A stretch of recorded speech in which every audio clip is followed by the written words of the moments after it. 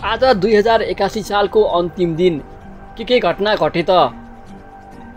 सोरे विमान दुर्घटना हुँदा 18 जनाको मृत्यु भएको थियो।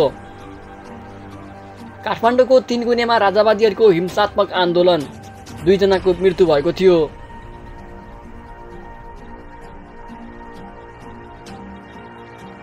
फागुन 6 गते राजा ज्ञानेन्द्र शाहले गरेको सम्बोधनले राजनीतिमा तरङ्ग ल्याएको थियो। नेपालमा राजावादी र गणतन्त्रवादीको एकदमै माहौल तातेको 2081 साल। यसैगरी कुलमान घिसिङलाई बर्खास्त गरिएको 2081 साल।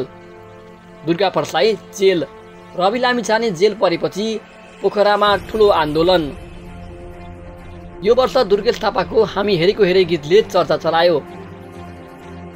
यो वर्ष केपी शर्मा ओलीको सरकारलाई जनताहरूले मन पराएनन्, गाली नै गाली।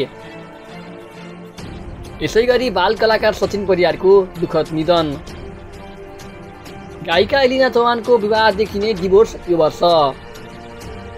काठमाडौँमा 25 करोड सहित एकजना व्यक्ति पक्राउ परेपछि सामाजिक सञ्जालमा एकदमै चर्चा चलेको थियो।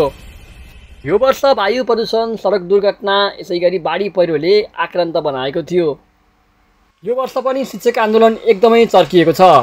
अहिले पनि शिक्षक आन्दोलन जारी छ। 12 दिन बितिसक्दा पनि अहिलेसम्म सहमति हुन सकेको छैन। यो वर्ष पनि बारिन शाहको कामले एकदमै चर्चा पायो। बारिन शाहको जताततै हाई भएको छ। नेपालले यो वर्ष T20 विश्वकप खेल्न पाएको थियो। यसैगरी साउथ अफ्रिकासँग 1 रनले हारेपछि मन अमिलो भएको थियो। यो वर्ष केपी सरकारलाई धेरै नै गाली आएको थियो।